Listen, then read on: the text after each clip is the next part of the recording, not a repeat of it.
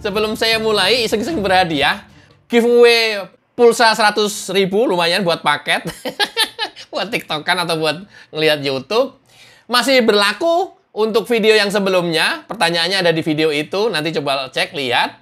Nah, masih tetap berlaku sampai dengan nanti malam ya. Nanti malam saya coba baca satu-satu komentar-komentar yang kemudian menurut saya mendekati apa yang dimaksud Dedi dari PDIP. Segera akan saya transfer pulsa 100.000. Sampai dengan batasnya nanti malam ya teman-teman. Nanti malam jam berapa saya belum bisa janjikan. Saya sempat baca komen-komennya jam berapa, tapi yang paling pasti sampai nanti malam ditutup. Sebelum malam teman-teman sempatin nonton videonya dan tulis di kolom komentar.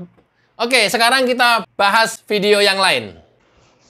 Prabowo kalau sudah seperti ini karakter dan wataknya berubah 180 derajat dibanding sebelum bergabung dengan Jokowi. Ya, ini menandakan negarawan yang sejati. Ya, Prabowo berusaha untuk menyatukan seluruh komponen bangsa dalam mengemban tugas dari amanat rakyat ini. Dan dalam menyusun kabinet pun, walaupun itu hak prerogatif presiden, namun Prabowo berusaha untuk mengajak mantan presiden terdahulu atau mantan presiden sebelumnya. Seperti SBY, Megawati, dan Jokowi tentu. Nah, masalahnya mau nggak yang diajak? Iya.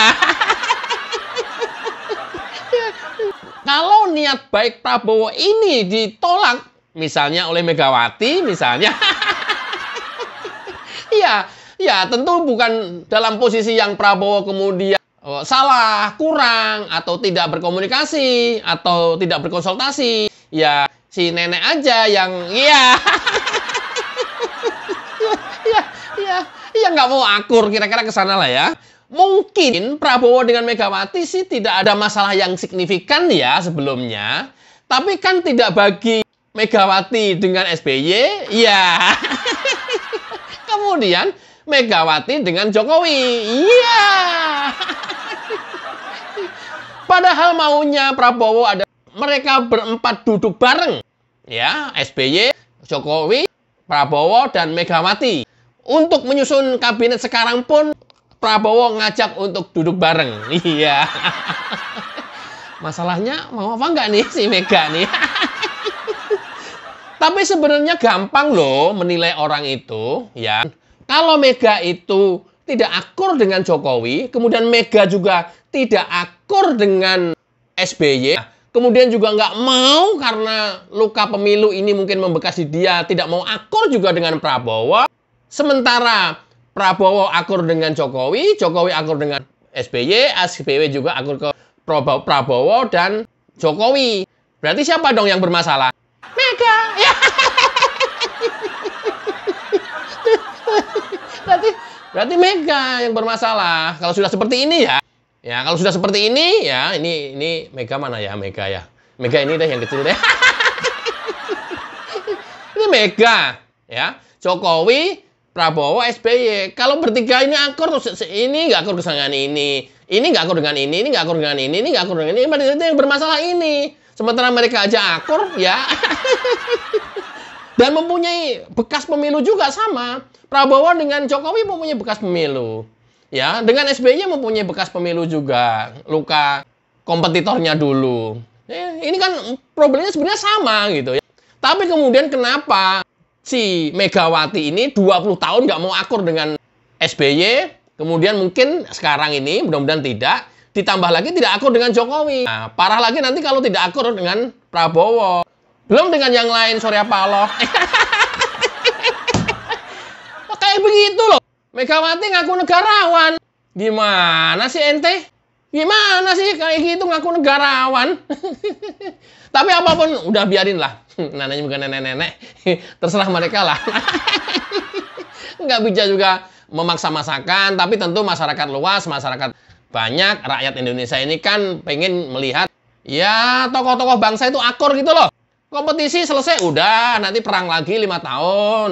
5 tahun pada saat perang saling ngotot, saling adu argumen, ya saling menjatuhkan dan lain-lain, ya oke, itu bagian dari politik, bagian dari strategi kampanye untuk memperebutkan kekuasaan. Tapi ketika kompetisi udah selesai, selesai gitu loh. Mega ini cap apa ini? ngakunya negarawan, bapernya minta ampun. Kalau baper udah nggak bisa, masa seumur hidup sampai meninggal nanti nggak akan akur juga dengan SBY? Nah, kalau misalkan sekarang ada luka dengan Jokowi, masa nanti sampai meninggal nggak akur juga sama Jokowi? Ini apaan ini? Apa karena di sampingnya Hasto? Kali, namanya juga menduga-duga, boleh lah. Oke, itu adalah terserahlah Megawati lah, terserahlah. Tapi bahwa Prabowo berusaha untuk menyatukan seluruh komponen bangsa dan selalu ngajak berdialog, ngomong dan berkonsultasi, ya itulah Prabowo seorang negarawan sejati. Simak video. Setelah ditetapkan oleh KPU Republik Indonesia sebagai presiden terpilih, Prabowo Subianto menegaskan keterbukaannya untuk menerima berbagai masukan terkait pemerintahannya ke depan. Menurut juru bicaranya, Daniel Anzar Simanjuntak, Prabowo akan mendengar dan meminta masukan dari beberapa mantan presiden pendahulunya seperti Joko Widodo, Susilo Bambang Yudhoyono hingga Megawati Soekarnoputri. Prabowo menganggap masukan dari para mantan presiden sebagai hal yang sangat penting. Menghargai pengalaman panjang mereka sebagai pemimpin negara, Prabowo juga menyatakan keinginannya untuk duduk dan berdiskusi dengan Jokowi, SBY, dan Megawati untuk membahas beberapa hal. Itulah niat tulus seorang Prabowo Subianto dalam membangun negara ini. Mudah-mudahan nanti keempat tokoh bangsa besar ini bisa bertemu dan mendiskusikan bangsa Indonesia ke depan arah yang lebih baik. Dengan begitu, negara kita akan menjadi kuat. Jika ini terlaksana, mudah-mudahan nanti para ketua umum partai juga mengamini dari hasil pertemuan keempat tokoh bangsa ini. Karena biar bagaimana juga tidak hanya dengan keempat tokoh bangsa saja, tetap harus melibatkan seluruh tokoh-tokoh bangsa lainnya, terutama ketum-ketum partai. Mudah-mudahan segera bisa terrealisasi. Posisinya seperti apa saat ini hubungan antara Prabowo dengan Megawati? Coba kita ikuti analisis dari video berikut ini. Mungkin akan ada juga beberapa pihak yang nggak suka.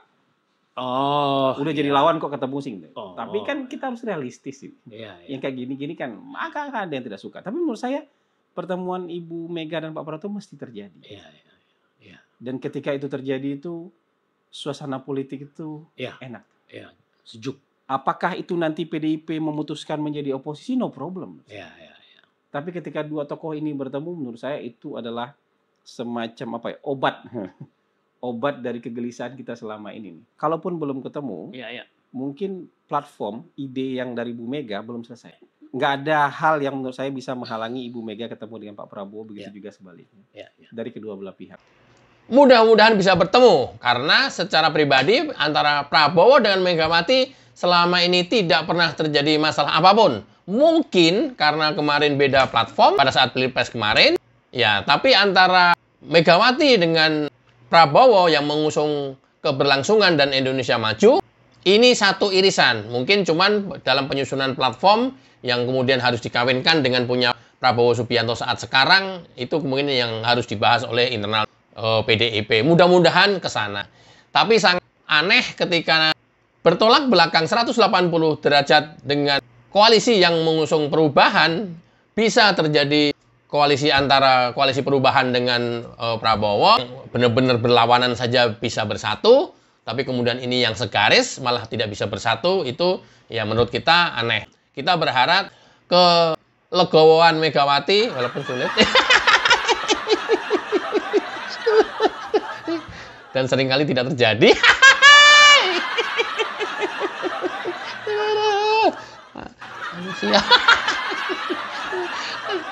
Dan seringkali sulit untuk terjadi, ya namanya berharap, tetap berharap kan bagus ya.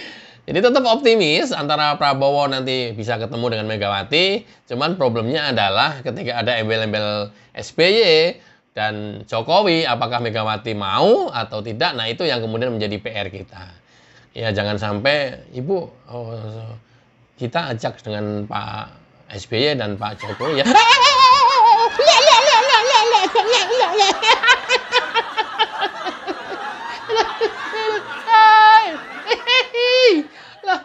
Lo kok kalau hidup di dunia kok memperbanyak musuh, Megawati ini gimana ya? Begitu ngaku negarawan. Jelek-jelek begini juga saya masih cantik loh. Ini jelek-jelek begini juga saya itu pinter loh, dapat gelar profesor honoris ya. Kalau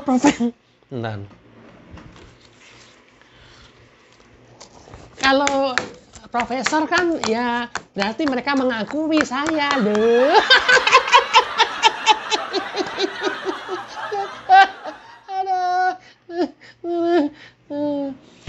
Ini aja nggak mau dandan. Coba kalau saya dandan.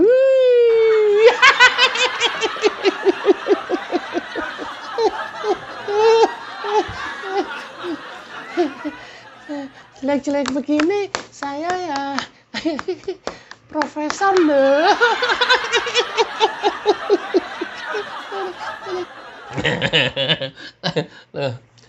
Loh, Pak Jokowi itu loh. Kok yo?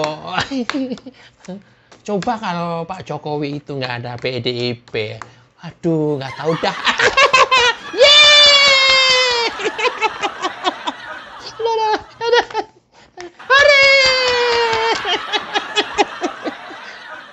Oke, itulah harapan besar bangsa ini dengan kepemimpinan pemerintahan Prabowo Gibran ke depan. Mudah-mudahan seluruh komponen bangsa dan tokoh-tokoh bangsa bersatu padu untuk membangun negara ini menjadi kuat. Kalau menjadi kuat, bukan tidak mungkin kita bisa menjadi negara, setidaknya 5 besar negara terkuat di dunia. Amin, mudah-mudahan bermanfaat. Wassalamualaikum warahmatullahi wabarakatuh. Cayo.